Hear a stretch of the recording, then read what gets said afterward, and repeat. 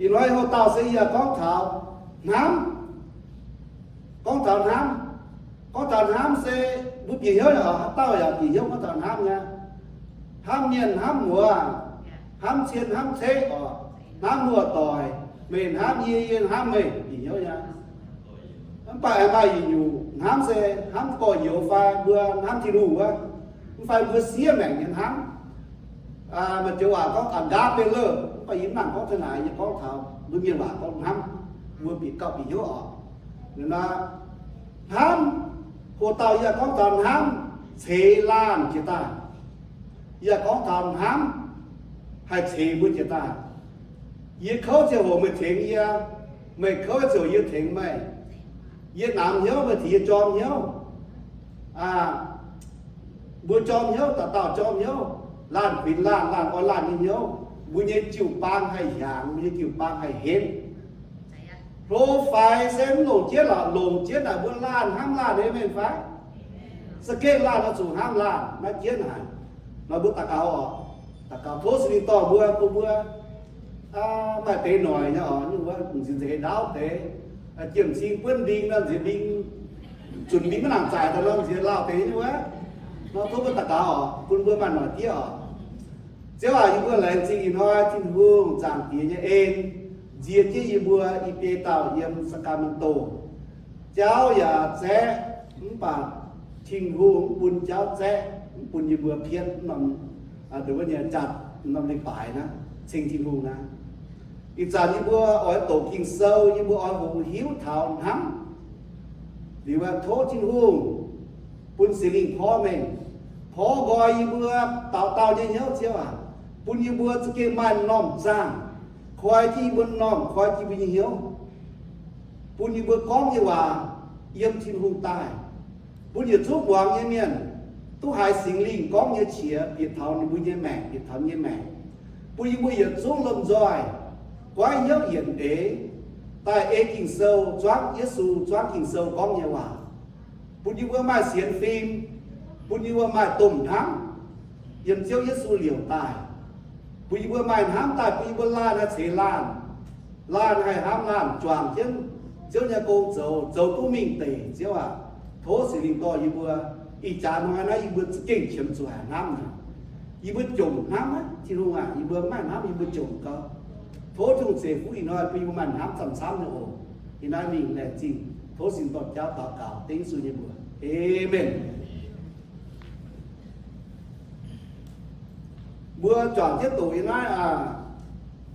Roma kinh sâu ta phàm sang ta phết điểm bún bữa bìa hiếu thảo hám lần hai lần chết nhá hám lần hai lần chết yếm như chàng mẹ yếm tao bìa như chàng mẹ yếm nói lùng bia như chàng mẹ yếm lom tục cung như chàng mẹ chấm xuống hám quân Giêsu miền vẫn sẽ Giêsu miền quân mấy quốc phái Lào quốc phái Thái quốc phái Việt Nam quốc phái hay nhiều quốc lọc quốc trùng hẳn mạnh hám chúng ta mai xì mà vừa đúng rồi cảm nhất tổ họ Roma ta pháp giang ta bết hiểm xin màn mất tốn chiếm hai nhiều ok chiếm hai tao có chiếm hai tao nhé hai nhiều sẽ khủng ói chủ mai nhiều sẽ nắng lái xe lan ói chủ ham lan lái xe lan ói chủ ham lan lái xe lan ói chủ ham lan hai tao hám miền hai tao hám miền chiều ê dền đây là diệp thốt diệp tiêu lình nếu hai tao mày hám là nó với hình dền cái diệp tiêu lình nhá nó với tụ dền nhá thì nó là hám là cái lô hả kinh sâu có nhiều bướm túng chiếm hay nhủ xe bà chiếm chi à chiếm xe hả anh nghĩ tôi muốn chiếm và là gì muốn chiếm xe chiếm xin chiếm nhá chiếm ba kê nhất xe anh nhìn điểm ham nhất xe chiếm gì à chiếm chứ chiếm mày chủ hàng chiếm chứ ở đứa này có bùa tao có bùa chủ toàn ham ta lùng chiến chiến kinh sâu có cái nó lùng chiến là mà những cặp chiến á tụi ham nó như bữa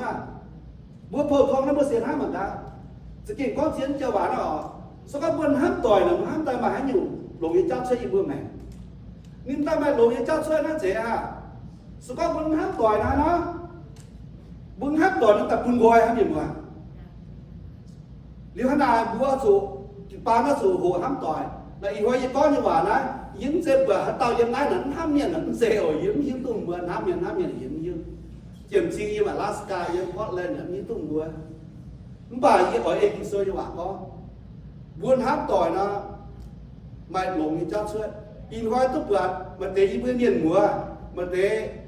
ý tu nha là có ý hoài tốt quang tỏi mà tế tốt quang mà tế tốt quang chỉ hoài quang hai lồng hiếu có đúng không lồng hiếu ạ hai hám có miền mùa bảo một kíp lòng hám một siêu lòng hám nói có miền mùa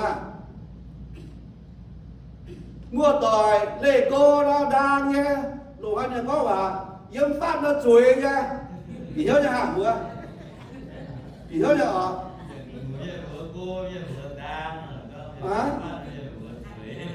là tôi hám ta xem mà tiền chiên như ở bên là lồng hai nhà có cho bà trên thế nhở chỉ có như bà xe bữa cứ siêu nó hám là siêu ta kỳ yếm đến cái điểm béo là nhá keep the love ta yếm bao nhiêu mèn cái có ở những cái nhá ý tu xem người sáng nó yếm nên siết to nè liền cái yếm hám nên siết to là nhá yếm mua dễ hề em hay hề nha chuẩn ba điện là ngốc tế chuẩn ba điện complain tế chuẩn ba điện có bà hám pun bữa hắn nặngเป็นห้ามน้ำผู้ใหญ่แกอาบก็ออกlà phun ham nhà năm ham là bữa chủ nó hay siêu tu tái bữa tế siêu kịp đủ như bữa áo cào thố thì bữa mặt năm ham bữa ham áo skin ham gold skin ham kiểu bao skin ham bữa giờ pastor bữa giờ leadership cho nó chơi đó bữa mà ham là xa như dù mình bữa chỉ ban thôi bữa sớm chia ghẻ đó bữa mà hám sớm nha liệu hắn nói miên hắn mà to truyền dù mà to mà dù liệu kiểu bao nên mà to khao hay là phiền xem lốm là dân udia design cao bữa giờ mình mà đi con đồ bùi mình là bùi mình mặc đi nóiเป็นhám bữa lốm năm cha còn nó rồi nó to kỳ băng hám có liên quan nên bây giờ tao bây giờ phiền xem giờ con sự kiện một con của kỳ giờ nó quan trọng nhất của bia này thảo biết theo hồ mình khó liên đi na thế mà như phá mình tốt theo chủ mình tốt theo hai phần tử em ra sử dụng của mình tốt là cao ấy đấy nói về nguyên nhân ham bữa chủ mày ham liều buôn làm rồi nó chỉ hai bụi con gì không ok yết chiến chủ ham mê ya chiến chủ ham chiều bang ya chiến chủ ham lùng yên ya chiến chủ ham tập trung chiều tin chiến chủ hamอีแต่ตะปุ่งบ่จ่ามือนั่นยินเหี่ยวก็ฉากเหงนะโจกงล้อลอยเดียนไม่หยางไม่พบซ้ำก็ยินอยู่nha mà chỉ là bữa chẳng bữa nắng tài nha quê hiếu quê hùng cha nó mai ham tài nó ở trên tụ cung ở trên chỗ vô tài nó chỗ buôn chiều tình luôn rồi cái đại cá nhân mùa đây sẽ qua tàu buông hát và buôn quay là quê hiếu quê mai ham chỉ còn ham lắm cào có một mày ham cào nào cũng hóa lắm buôn quay thì đào lô hoi bữa to cha là mình ham lắm thế bữa ham nhà vậy là chỉ chú to cha là chăm hàng thế là chỉ cái này biết tuổi tốt tuổi to chỉ bị hóa nào kinh ham chứ mình anh ấy mình ham chi mình ham chứ mình vừa mình hạt đào là có vừa mình tức là bên ba tức là bên mình tức là như ở chọn chứ mình hạt đào là chọn chứ hang nó giống thế ta chẳng nó to bà bởi hang nó nếu thế này mua chân sủi ham phải nhiều mua chân sủi nhỏ in hoa bây giờ ham là cào với phán cải cào thì bữa rồi cha ham xa nổ nhưng mà ham xa nó bữa liều tu ta liều cung tao bữa trẻ mà bữa mai Giêsu nhân ham nó bữa走ตัวmai Giêsu nhân ham nó bữa走ตัวanh làm ham xây nhưng mà Giêsu ta ham hay to bữa cắt tỏi chế quên chịu bang những chịu bang hay xuất bàn chế ham là mai bàn chế như là gì in hoa dân sẽ có cũng chế một cái chịu bang anh làm chịu bang như là đi tham nom nhớ bà nhưng bạn mới bảo dung yên biết cái lông thì cả cổ tu lông và bảo ta cái ham một con là đúng không nhỉ uplifting với spirit đúng không thì tôi vừa tạm biệt cháu hay vừa chom nhớ chúng ta bỏ lo dối và bịa trang hòa dối nhiều và bịa bầu bảo dung và cu ngoáng mà ta cũng gặp phun bảo dung và cu ngoáng bảo dung và những bạn là ta cũng gặp phun á ô lẽ gì chú bữa rồi lẽ gì tôi miền tiếng mà bữa khu tôi miền khu tiếng mà tỏ phía hàng nó thì thôi bữa em tỏ cái này mình cứ đi hồ ta cũng số cũng cho chị Giêsu để hạt số chơi nó cùng đáo những tàu em mới phá nếu muốn kịp bắt ta cao về mới qua phun chia tao nó ở với tây miền đúng như chút ta cao về đúng khôngคุณดูมาชาติจะตรวจเชื้อจะโกงก็จะห้ามนะเมื่อสุดก็จะเชื่อเยซูออกเพื่อปามีนะห้ามจู่ให้มั่นของตัดเจออยู่เช่นเนี่ยเจียมชิงอย่างผีตุตาก้องเขาเจียมชิงนะไปให้ตัดเจออยู่เช่นก็ตอนห้ามนะมาเต่าเมื่อสุดก็จะเชื่อเยซูกี่ตุ่มเต่าฮะvì nhiên ham là chiên ham thì ham là lô chiên thì ham là lốm chiên thì ham là đúng không nhá cái trang chiên đóng dình Giêsu như ham đóng cái gì nếu này chiên ham là Giêsu tài liệu Giêsu ham đón ham nữa Giêsu yên thiên tông là trên chiều có bạn thì xiết cái này này chỉ bằng cái tài chung khu phiền bùa xét mùi nghe lén tía tài người bữa đầu tiên nhỉ, chả chiên những số tài bạn quê mẹ sẽ yên là nên tài yên giảm giá nạn ham đâu nè tài quê căn tàu nạn ham á, ai ngoài na bữa ở ham như là bữa chủ xía bữa như mẹ quê căn tàu nạn ham, bữa tài quê căn tàu nó gì thế ở miền mà gì thế như gì giống tụ, bà bữa xía bữa giờ chàng hồ quê căn tàu em ấy, bữa xía bữa giờ chim nhàn quê căn tàu miền Trung mất thế vua chủ giết tên là vua tôi nghĩ kiếm gì kinh sâu không hắn này vua lan ham lan mà tao buồn nó bây giờ cao như bây giờ cao loan thì cao nhưng mà có hiểu gì buồn hám miền nó biến hám miền ấy nè nó dấu nè này nó biết buồn mình hám miền nó ta hám miền đến miền hám miền là một buồn giết thì hơn một cái là ngủ một cái sao thiên ngu bây giờ buồn là bữa kia xuống ham miền muốn tôi ham có yên ham nên điện ham yên này đó buồn là nó sẽ đó buồn ham miền nó đó buồn là em ấy thì có miền ham vừa ham miền ham vừa ham miền bao miền thì nhớ là ham nó ở đó cắt ở đó nào nó phải Giêsu nhân ham lắm sẽ nào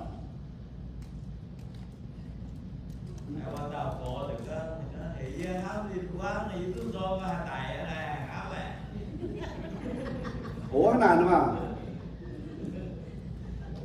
Để này vừa bốn tụ ham có yên ham miền ham gì ở đó bữa này miền ham đây giờ ham miền sẽ nào nhỉ?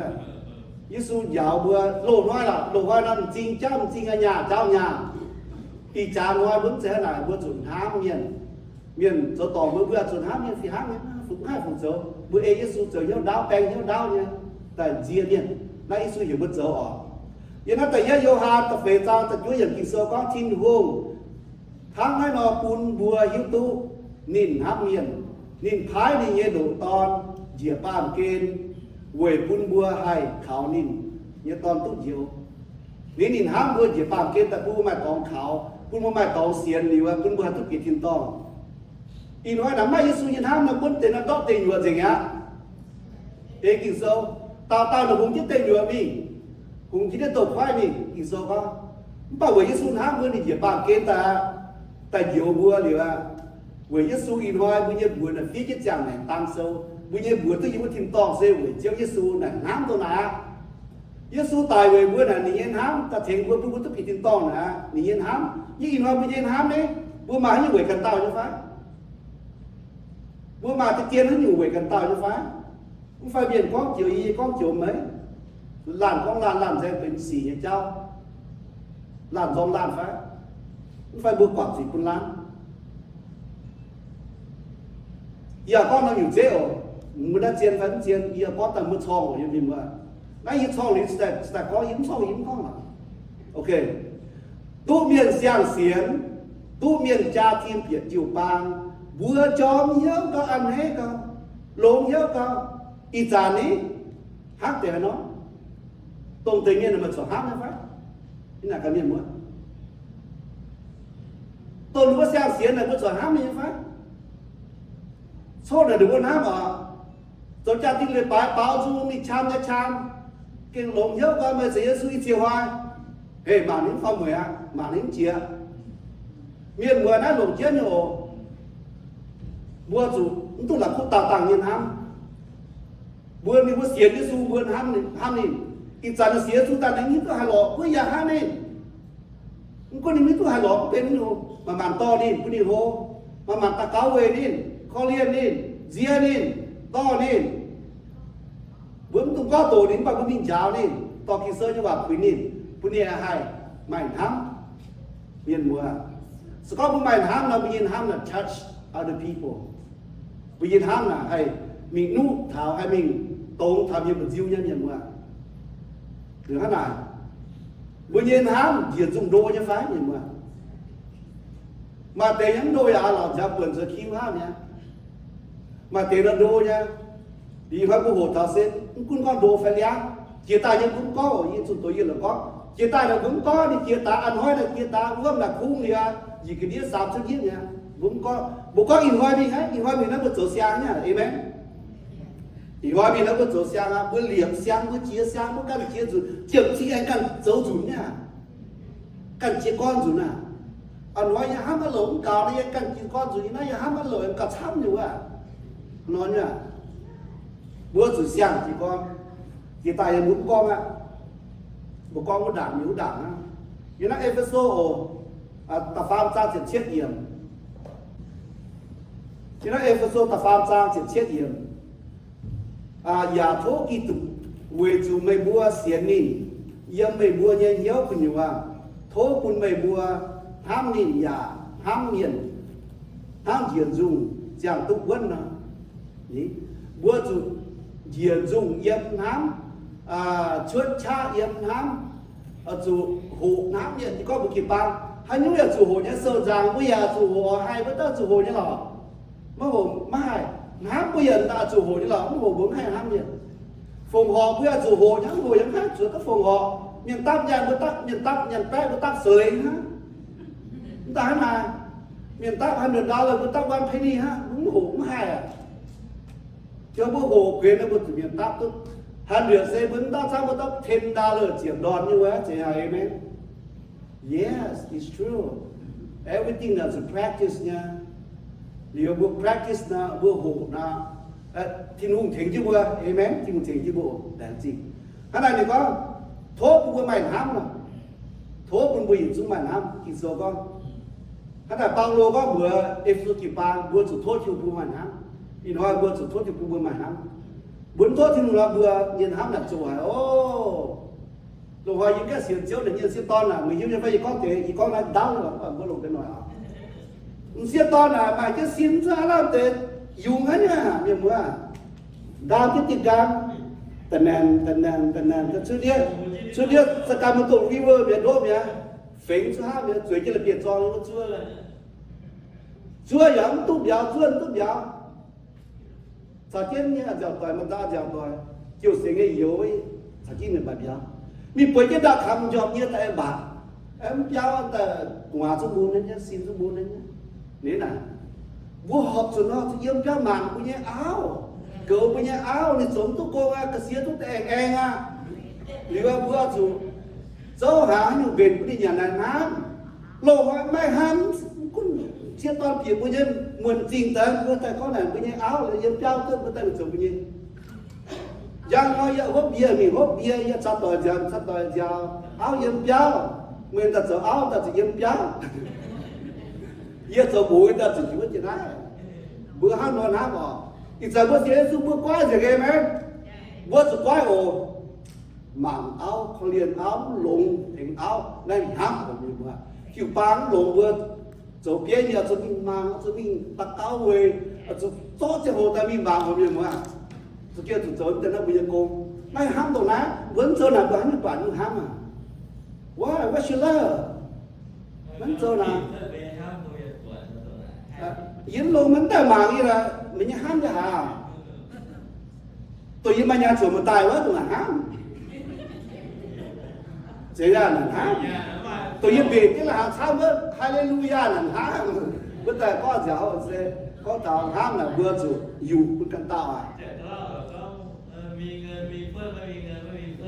yes cái nào bây giờ ham này giờ mình thiếu em thiếu tài vừa chủ khó liên miên rồi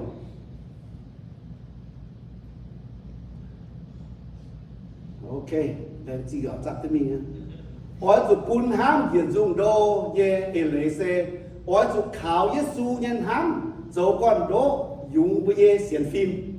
ở chỗ khảo Giêsu nhân ham dùng với xiên phim bữa mà ham ở chỗ chuột Giêsu nhân nhiều số có bữa hiếu Giêsu nhân nhiều bữa chỗ tổ kinh sâu chỗ mà miền chỗ tổ chỗ mà miền có kinh sâu chám nha bữa chỗ tại hiếu Giêsu nhân ham mà ha nó ở Giêsu tài với ye nha ở Giêsu khó liên nha Giêsu chọn miền ye bèn nha mình thấy đấy Giêsu chọn ye bèn mình mà lại coi nhà mình ta cao lên tai quát tiền quát tàng rồi cũng như nhà nha Giêsu ham bữa mặn miền hả nó chẳng thấy Giêsu ham nó Giêsu ham nó như vậy Giêsu miền hiện ta gọi hát chuột chết nhiều nó ham miền nhá chỉ có là nó chuột chết nhiều à chuột ta nhiều chuột Giêsu như nhiều ham miền à nếu bữa chuột có Giêsu ham miền nó ham thì bữa hay chuột à bây giờ có bữa tổ kinh sơ ngoài miền trung tổ ngoài liu bữa ta ăn cái bì hiếu ta chạm chiến điều hạt thỉnh tôi bữa nhiều nào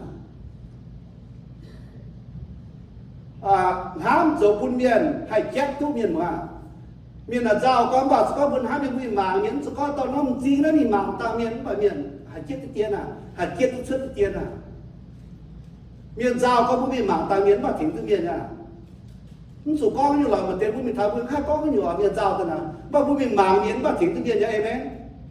giờ buôn miền có ổn tôi có yên hai con như người ta thỉnh tôi nhiều người ta chuối chúa mà đi miền trên này có vào nó có vào chuối chúa miền con nhớ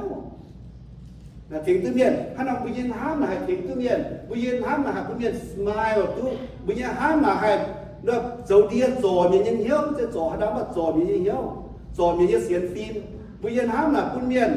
mà tổng khảo mà làm tổng ham quân miền khảo tu chủ của mày ham là sau con nó kịp bang nó có nhiều dễ ở giờ là con của những cái kịp bang sau con với kịp bang là vật diệt tao nè sẽ kiểu sacrifice everything for the kịp bang nó kịp bang là cho tiền nhớ này chàng chân hát là đầu tiên nha vừa chủ nha vừa chủ kia là chủ hồ nha ok thì đó tự nhiên Corinto chỉ farm trang ở bố có trả ham nó tự nhiên Corinto chỉ farm trang làเป็นham nhân trang nhaเป็นham nhân kinh sô như vậy như này Paulo viết phiền tại buổi Corinto chỉ bang ham nó ham miền nha liền ngay một tổ mà họ cũng biết chủ nghĩa pháp ok thì kí hiệu sẽ có ia hai con dền lùng đĩa miền như vậy nó cùng vừa hiếu tụi con ham là đồng hai đồng chiến như lá tạm kiên như bây mẹ nhá sẽ có ia hai con dền lùng đĩa miền như vậy và hai con phim miền như vậy bà ia mấy ham miền ia có như vậy chiều ham bò lo mong như và ham gặp thầu dễ chen của nó bữa hạt chia bán ở phía xe trung tố và hạt chia nhỏ sẽ có bốn ham miền là nhỏ tình hình nhiều bọn nó sẽ thể hiện được tình hình nhiều bọn tình hình nhiều sẽ có nhiều mai chính nhị hai tàu chính hùng như vậy sẽ có mà chính nhị chuẩn quốc phía chuẩn tố chuẩn kinh sâu ở chuẩn tố ở mi ở nào ta phải ta mi ở nào mình biết rồi sẽ thể hiện tình hình ok nhà mai nhung nhù vườn giang nhà mai xiên phim hên mà xiên phim hên chúng hay hiểu tu bố chuối cầm gì có ấm bà yếm mai ham miền yếm chiều mai chỉ nè mà các đồ hai lần chiến có thằng ham nè hai trung tố hai ta cao linh có bông chuối gì số đi khoái gì miền Phúc bèn ta cao bèn lông gì bà nín mai ham thì cũng có chỉ là sử dụng ham đó miền mùa ham là chiến này nhá thì cũng vừa ở cái ở chỗ mày ham là cái lông hay miền mùa thiền tu ham tỏi thiền tu bây giờ phải chơi thiền tu như bang tỏi thiền tu lùng đĩa chiều tìm mà ham nàyถ้าตาเมียนhamเมียนละตายอยู่แล้วเมียนจางเล่าก็เมียนว่าcái chả lao vẫn ta miền là kinh xe tao khu miền nào thiếu cháo có dân kiểu bang nè thèn của tao nọ thế nha ham là kinh xe dân liễu dân chia nè chủ nhân ham dân liễu dân hắn nhiều là chỉ nhân bà nam kinh dân liễu dân hắn là bây giờ rất kề ở chủ thích ham dân bây giờ miền sam nọ mấy ham miền xe ham bỏ lò rồi mấy biển trang hòa nó nam miền là bỏ lò rồi biển trang hòa ta tít nam miền là trang được bỏ lò rồi nó biển trang hòa smooth mang khu mang mai e lấy nè ham là ham nó ham nên ta ham vừa lồng bỏ lò rồi ta tông ta teng ta cung ta muốn biển lò rồi biển trang hòa mấy ham miền vừa có như vậy mà hiện xấu miền mà cũng bây giờ phim xe ya bà giờ kim bang hay nhiều công như nó kim bang ya bà cũng bây giờ phổ thông như kim bang ya bà mình mấy năm mà có vào miền nó nào ở ngoài bên là ngoài là ngoài thịt cháo mấy hiện xấu này nó miền to bị vào bị rồi đi lủng nha thế nha vẫn ham miền là đi gần suy ắng ham miền vào cái đỉnh con miền đấy ní chúng ham miền vào cái điện dấu hàng nó dấu bánh cam dừa phê phẳng đua miền này miền mạo tôi xuất nha đó biết ở cha chủ tổ hay có bao nhiêu tính cho thiên bùi bao nhiêu tính cho thiên chiến thì hai bữa dấu nó nhiều nó thiên hiếu gì hả bữa ham miền thiên hiếu như thế nào sẽ có câu hỏi bây giờ là có vào mà hiện xấu là vẫn perfect là ok we're never gonna be perfect vẫn tôi nhận rằng là không phải vừa lồn rằng nhớ rõ tôi có ba miền hạt dấu tôi nhớ vừa lồn rằng nhớ rõ tôi với cúng với giang hồ nó mới hiểu thảo như này với mình tôi với cúng bánh chén như tỏ này với quảng gì như trao như cô này với mình thèn mua nha số con mới chân số bé vào mình bỏ này với sự thầm mình tàng nhá xảy ra quảng chi cả nhà cô là chết đi quảng chi thèn tàng mua nhá mua phiêu phát sâu nè hai phiêu nè miền phố miền nè ta lo bữa nào đến chuối cái tiền phiêu tàng sâu pháo mày bự bì hiếu dấu tàng sâu đến là áp nó nhá yên như kịp bang là sáng nhá như sự con là hạt giảm như tổ sâu cao hai nhưng mà đi cả quay yên như tốt giới nhỏ phiêu sâu rồi nhiều lần sự to cao hai có cái cao vào đi là cao bèo như có thể là lạp tát nữa chung như phú thì nó hát chạy miền ta lo đó ta hắn ý nó ta lo luôn mình tiếng ta nó bữa chuyện thứ hai là tôn có vài tôn rất gì tôn phiêu phò việc tôn xiết to nó thì cả xiết nhà pet có là sẽ con xem như nào dùng thì hạt báo dùng ấy thì hai hồ chuyện xíu hai hồ thó chia thó bê đồ ok mình được bây giờ ok thì nay Johan tự nhiên Johan ta phàm ta sẽ những cái sơ có hai tao khu yên khu nhàn đi ngoan lỗ bữa ham nhiều như biển là ngoan thâu phải bữa ham nhiều như biển là ngoan lỗ hai tao khu yên khu nhàn giờ vật này như có yếu nót nàn ni giờ màng tú chiếm muối mất thế bữa tao hát ngày mò con liền ham chim vùng yên mùa bữa tao xía suy về đó bữa ham chim tây yên liền ham bây giờ ham tỏi là ham mấy kịp bao nữa bữa kia chuẩn ham nữa con bữa ham là có phải đúng bữa cả là có phải đúng bữa cả ha ý nó có như bà là sẽ có lồng tú thế là kia chuẩn lồng hồ sẽ có bữa kia ham miền là bữa đọc bữa nè sẽ có ham miền là bữa đọc bữa ham miền là thiền bữa tú lồng ham miền thiền bữa mai phú mai lồ bữa ham miền là bữa mai phú mai lồ nha ham miền là như năm blessing nó tốt chung thiền chứ bữa mai ham bảo từ giờ vô hạt phàm sang chỉ bây giờ kỳ sau có phải chơi có thà mới tu sĩ suy miền à chơi mấy tụng khung lồng duy con ham miền ham ở chỗ dấu xì bún chim sẽ kinh ham không sẽ cùng có ha ở chỗ dấu nhủ ba cũng biết vậy gì kinh ham miền nhá miền giết tu nhá mai miền dấu xế chỗ mình quảng chết chỗ mình mai nhiều chết đó quảng chết chỗ mình ôi giờ hấp thiêu nhá bài yếu cho lịch bài nè ha nha ôi giờ hấp thiêu nhá cho lịch bài á cho lịch bài cho mình xem thiêu giờ hấp thiêu nhá tổ kinh sâu rồi hấp thiêu bài kinh sâu nó mất tổ là đây là tất cả nhá mà hấp thiêu cũng hấp đi quả rồi là gì à mà sao tài cái đi không đi tôi như hấp như thế nó là bây giờ có chụp ba mẹ như mọi người nè là bữa tụi mày hấp ní tụi mày hấp ní những con này là rồi ba bây giờ hấp nặng tháo cái thiên phai gì rồi ba đúng nhất là nhiều là cũng bảo bữa tụi mày hấp bây giờ quyền là quyền hấp như này đấy bữa quyền là hấp như là quyền hấp như áo là hấp như dân cần hấp như tôi là bây giờ hấp này là hấp giờ con tiểu sẽ con yên là hai như là lúc đó là yên hạt nó coffee cũng bây giờ viên mò thì cho coffee cái điều như mình thật ra giờ có tụi tôi có ai à là giờ nhú vừa tự nhiên hấp này nhá cái cho coffee cái này nè giờ cho coffee ba ok nhá chỉ con là chỉ cho coffee là ok nhá như là cả bữa giờ cũng mới ao như vậy hiện đâu đó giờ đấy mà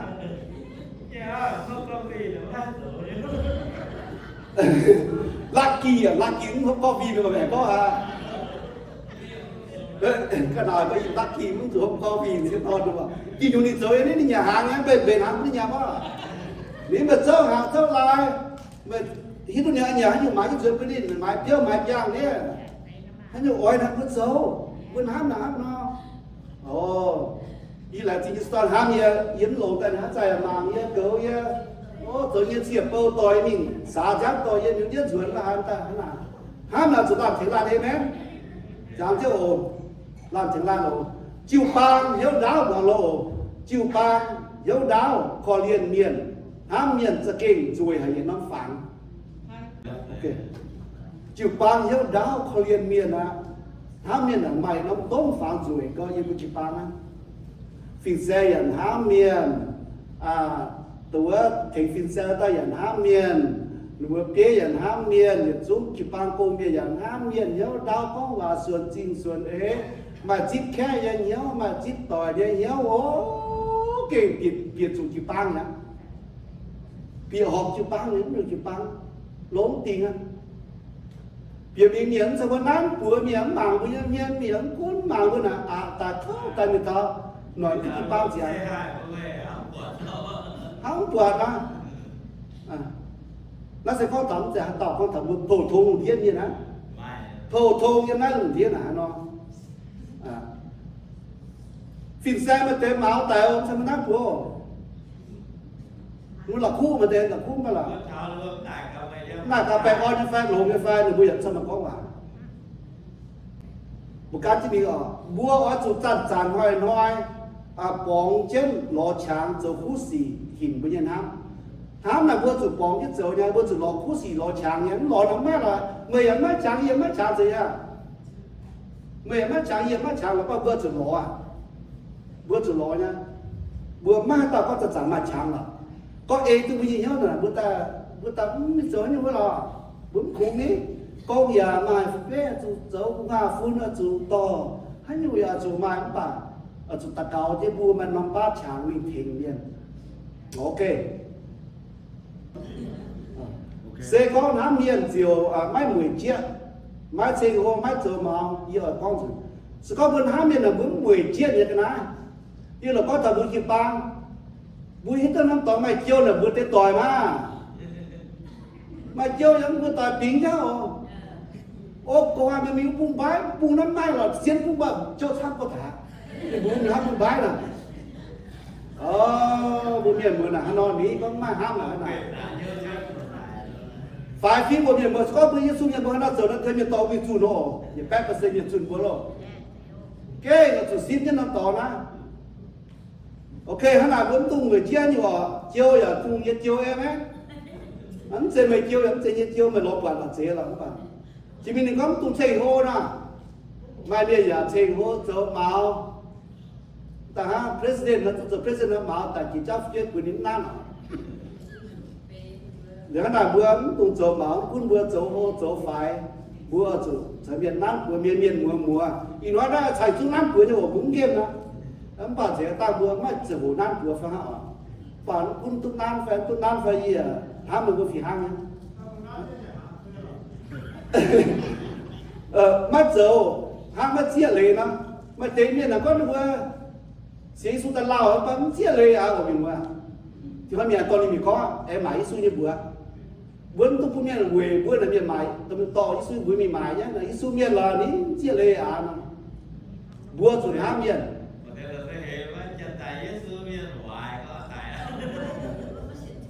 mà tế mà tôi đã luôn rồi hiếm như là nó oai bữa nào tại hiếm như là bạn mà tế cái chỗ nằm chủ tế là bữa xin chứ bữa cả là bữa xin chứ nhỉ con à bữa chuẩn ham miền ở đồng gì nhau bữa respect Thái làm Thái làm xiên bữa Thái xiên bữa Thái như bữa là họ nha ok thì mình đừng có mà chỗ ham mà chia lệ nó nói là đó chủ bữa tạo những số miền nhân nhiều chỗ gì mình đang ham chia lệ nó chia toàn chỉ treo giống đô nó có chia lệ ở chẳng toàn rồi cái nào sao chỉ trao giống nó á ở chỗ Thái à tôi chờ rồi à bữa chờ giống muốn nha làm việc của mình rồi cái nào bữa chờ elder ní họ nó với elder nó với chắc khi hú lắm tôi chờ là và bữa respect được là chỉ trao tất cả nó tôi sao ở đây lò bôi nha anh là bữa chỉ trao sẽ chỉ không mà chỉ tồn mà chỉ tồn ok cái này bữa sự respect làm ham làm đúng là sẽ chúng tôi cho ham chia lệ nó bữa bên chia lệ như thế bé chiều mắt tôi cần thuốc lô và vì hắn tôi cần thuốc lô như có dùng một cái băng nhá mưa phun cái nái là mưa đồng thời mình lò bạt giàu thì thông giờ là phun yuan nha ये पुन जाले पुन चांचे डाले वा हता लो चो ये ना कहा कि तो चो हनो ना पैंग फीमा हनो ना स्किन जे ने तोกันทุกโรงอ่ะก็หาตอบแบบว่าต่อเช้าแล้วดิทุกโจแต่เราเสียจ้าตอบอีตอบนี่ไหนเขาหลงอ่ะน้องน่ะเสียใหญ่ไม่ว่าจะจวนไหนเนี่ยเกี่ยวจะจวนห้ามน้อยหรอกồ chụp miền xuống lúa à, dám tụi chị chia sẻ ý xuống miền mà tại chị chia sẻ tao ta có chưa bản miền hai bạn sẽ là tài nhá, có được chưa vào chụp bộ có hay là sẽ làm miền mang rồi, à chụp miền quan đi sai à, ô miền mà bữa kia chụp đua à, liệu à muốn tôi dùng chán chứ ồ miền có tổng buôn tiền ba, phải con chán con chụp buôn quảng xuyên bên em ấy, liệu muốn tung miền mang liệu bướm tung chỉ chiến tung nấu đi liệu bướm quảng sĩ bên đi mai chạm miền cho tòng cái gì ní thì một bướm tung chạm miền cho tòng cái gì giờ là bữa nhiên sẽ toàn bữa chỉ ban okคุณน้าไอเดียกูออกมืออย่างนี้เราเป็นคุณน้องเขาล่ะสกอตเมียนจะตองกูนะฟินแซงก็อยู่ที่ฟินแซงเขาฟินแซงจะเปิดจะตองเลยนะไม่เยอะนะจนน้ำก็โอ้ฟินแซงป่าจนป้าดิจะเปิดวะมันจะป่าวะđiều tập bộ chỗ tòng bước quảng sĩ bên đi tính sẽ bà chỗ rồi ban điểm gì xếp ta phải no phải nhá điểm bà chỗ tòng nha mấy giờ mai ý giờ mai em vừa làm quảng sĩ bên đàn mà chữ ba ý có tòng thì ba nhé mà chữ ba về tòng thì ba nhé mà chữ bây giờ duy nó xếp này điều nó ta hạt tòng nhé thì nó bước quảng sĩ bên làm bước có phình sang là chỗ tông phình sang chỗ nhìn thì nhám luôn thì nhám cô giữa bà có mà tao lề à nào nè hiểm á, thế nha, ôn tu hiểm đi, nín bàn ta bà miền ha, nếu như học chúng tu có tòng là bây giờ mà chặt bầu như vậy em ấy, anh ấy chặt bầu có tòng mình thôi một quả chỉ bia ổn, tôi hiểm chuyện gì cái ta gì, chuyện gì ta cô cái bài hiểm gì là nó hiểm cô, yên ham mười em ấy, yên ham mười kinh ham mười hiểm yên ham. Cái chuyện gì hiểm gì hay hiểm viên luôn. Ô, chuyện gì hiểm gì ham đây, ham vừa chuẩn bị quá. Ok, tần lùi hiểm sẽ phan ra thì có liên thô ở từ từ chết rồi. Xe con ham nhiên chiều mai ăn hết ngoài cái gì đấy. Ok, làm gì ok, tôi vừa em mình ở chính ra thứ tiên đâu mình á. Xe con ham nhiên chiều mai ăn hết ngoài cái gì. Hãy tao chỗ ngoài cái gì bướmจะchết ăn hết cho sẽ炒cái nó chỗ nha. Miền châu vải vẫn tu thay miền châu vải vẫn ta cao về đi, ai bảo bây giờ con tổ đi bây giờ thêm đi bây giờ xuống miền à, vẫn ta cao về đi, vẫn hai giàu vẫn con tổ miền vẫn thế như là, vẫn ta cao miền nó thế như thế mấy, nín chỗ họ nó vẫn ta cao về nó thì bị quay thì nó thế tôi đi nè, em vừa đó có tao miền nó là miền thế nhá, vẫn thế vừa, vẫn há miền nó vẫn tụt chỗ nào, vẫn ta cao về đi. hắn là sẽ có ham nhiên chiều yếm màn xì hay tiết tu yếm màn xì mai xiên phim yếm màn xì mai làm ham tóm yếm màn xìอย่าไม่หน่อยโอ้เก่งห้ามเย็นอาจจะไม่หน่อยโยthì con chỉ những con đượcว่าห้ามเย็นอาจจะลงหน่อยnha ngoàiป้าน่ะไม่อ่านหน่อยป้าเบื่อจะลงว่ายิสุปุ่นแต่เย็นหน่อยห้ามเย็นเวียนจะวงหอกเวียนแต่จะห้ามเย็นโอเคเจียนห้ามเฉวัน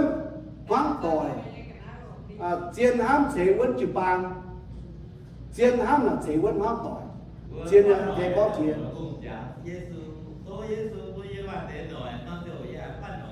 Amen. Chiến là chủ ham nó. Hắn là chiến ham của bố mẹ ham là bây giờ ham là hạt chế bữa ngóc lại chỉ xin ta, hạt chế bữa phịch phết chỉ xin ta, hạt chế bữa kịp băng uốn ta, nếu kịp băng như cô là hạt uốn như hạt giống cái bình tĩnh nhá. Có một kịp băng tổng yếu ham tỏi này nè, nàng ham tỏi xe, giết ham tỏi này đừng tổng yếu sao? Muốn ham tỏi nó tổng yếu chắc là bún voi đấy nhá, như con nào. Muốn ham tỏi là bún kịp băng là ta cắp xuống á. Nếu bữa kịp băng cắp xuống là chủ ham mua hồ du là chủ bỏ rồi ta chỉ cùng ham tí đấy. Bữa kịp băng họ phim tổng ấy na, bây giờ mình là xin Quang Đào, Richmond, xin vào Portland, xin vào đĩa, có bữa kịp băng mai ham là miền chủ xin ta chủ ta hoài gì nhá. Hắn là ham là chủ mai họ, ham là thỉnh tu bữa chế tu bữa mình kịp băng lom chơi ham họ. Từ nhất PT từ nhất trang gì những cái sự pháp mình kinh sâu không? Mày bữa ấy nhất chiến lệ dấu chiều phun mày bữa như nhiều xin dình ta nhà rất kênh hám xin nhất su nhân có nhiều hám này mày bữa ở chủ lồng phải ở chủ lồng dình nhiều lan hám lan lồng dình nhiều lan hám lan ở chủ hám bữa xin nhất su nhân có nhiều bà bữa chủ ê chiến lệ ở chủ ê kinh sâu nào bữa hành hám bữa có nhiều bữa ê kinh sâu nào bữa hành hám bữa chủ ê kinh sâu ê kinh sâu như vậy kinh sâu nó có bữa hắn nó trở á thế ê mày nó hắn nó là lồng ngạc thính cái bữa chịu hát bữa như còn nhiều bữa làm hám miền mai lệ chăm này mai phú bữa hám miền là ta tu lệ tu phú ha bữa hám miền là cần tu lỗ bữa như mẹ tu lỗ bữa mẹ mai phú bữa như mẹ mai lỗ bữa hám miền là chung chế phú bữa điều hám là vườn phú vườn lỗ vườn bè con hám là to bè con tu bữa to trên nhiều tu bữa to on lọt tu bữa hám miền à miền bữa giờ hám miền là thình đến nhiều miền nó u tao này mặt tòng khảo y cái là hiếu lỗ quá là ní bữa hám miền là bữa tu chích bè con bịa bữa hám miền là bữa tu chích bè con bịa bây giờ mẹ tu chích bây giờ xuống như bè con á bữa hám miền là bữa tu chích giờ xuống như bè con bịa bây giờ mẹ nó bữa hiện chết tay giờ rồi ra bữa má bè con nó chết giờ rồi chết hám miền lắm rồi miền tụi bà liều hám miền nên đồng nhớ giờ chết bà chết lắm rồi quá rồi hắn là bữa chết ta chụp rồi nó xấu ở chụp cái hám em cái hám nó bữa chết ta giờ rồi à nó sẽ có bữa acting nó chết lắm rồi nhỉ con à ít gian ia bún tiêu xiang lì mày bùa mày bùa lan ở chủ hám lan ia hám hải non hám mày bùa giả ở chủ hám bữa non hám miền phải hám lan rồi ia bùa isu nó hám bùa chủ hám non hám miền isu quảng suy cũng bữa đúng thế bữa chủ quảng suy cũng bây giờ tỏi có là hề ta là chân sinh ia yêu như là ta chủ quảng suy nó bắt quảng mới tốt đấy vì hềm lý đấy ha quảng tốt qua mình chiến cũng mình shopping qua mình chiến liều ít xuất dụng hình hai liều nó rồi ố ta cao à mình ta cao mình ta vì là miền này chúa là miền cũng coi mà à để cái chuyện có gì suy kịp bằng nhưng mà giờ cái bằng là suy kịp hát nó chứ anh dùng bắt kịp hát nó mà một chuyện là vậy suy kịp nó nó thôi kịp bằng cũng cùng suy nhớ amen suy nhớ ta chỗ lỗ à suy nhớ dấu lỗ suy nhớ ta cũng ham miền ham vừa ham miền kiếm cho con ở suy miền đã ổn định ý tôi tạo suy miền này con dùng dê không dê con mặc chứ một con dê thuốc gì ok bây giờ gì cái là bây giờ ở mũi xuống sức sẽ thì bảo tiền du ra mà ham con thằng ham như cháu là chiến lỗ là hàng từ bùng hoàng mà nhưng mà liềm tiệt tôi chịu đỗ ta liều tiết chiến như vậy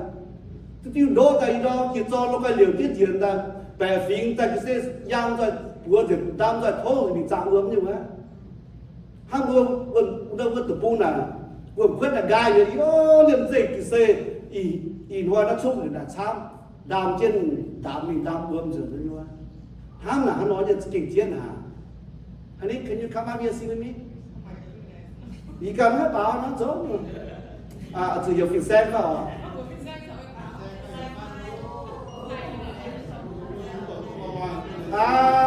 anh ấy mày hát nó pháo mà nè như ai có vậy có nên đi pháo đi có nên đi pháo chiên cái hát rồi này hoàn cảnh tiếng Trung thì mới chọn chiếc bảo liền tiếng bảo gán á lan hàm lan xê hàng tiêu đai nó yếm liêu mày liêu chuột tai nó liêu chuột mình thảo tê buông vàng thênh tam duy nào tu buông gọi bốn bùa lan hàm lan hàng tiêu đai liêu chuột hô tin hùng bùn nhê tham nhiên dân nhiều liều chuột tai bốn bùa lan hàm lan hàng tiêu đai liều chuột hô tin hùng bùn nhê tham nhiên dân nhiều liều chuột tai hô tin hùng bùn nhê chúng mày hát rồi tốt rồi Việt Nam yêu hai tập pháp sang chỉ lừa dân kinh sơ con thiên hung đồ này ham lùng địa nhiên chính do nên đồ toàn chế của mình bùa hai tao xiên khảo chung nhiệt toàn ưa tao mãi chủ miền nhưng bà tôi như mày nó sẽ con thằng bữa mở lại miền à nhưng gọi cũng là tao biết thiên tòng à bữa xiên yêu sụt cái lùng yêu xiên chào thiên yêu xiên liễu quân ít trả lùng địa na muốn tôi nói toàn làng yên bắt thì họ mà nói rồi bữa chọn thiên tòng yêu về mấy dân tin to nhiều dân nhiều dân tòng thằng có quyền dân chú hai bảo dung liều coi giải bữa mà tiền bảo dung liều thằng tin to này dân chú làเป็นนักร้องgì thế bên đấy phải thì giải bữa mà hát giả thằng tin to mình giang liều có tao liều cho doctor nhá dân tin to là nó y hoa y mà bèn quang sinh gì thằng tin to này dân chú hai phòn trên Nam Bông đại chúa đại thì nó yêu chúa nè tin to là quý dân hắn đại ồ kỳ sơ con xiên Giêsu tao mi hái mi thiên to xiên Giêsu tao tôi mi thiên to cái này họ bây giờ做xiên Giêsu sản trên nhân nhiệm chú ý thố thì một quảng bây giờ chú ý chip Giêsu cái tại dân bây giờ mẹ để thiền chứ vừa mà Giêsu như vừa mẹ nếu mà sinh như vừa mẹ sinh to chứ vừa mẹ thắm chăm nha vừa lần gì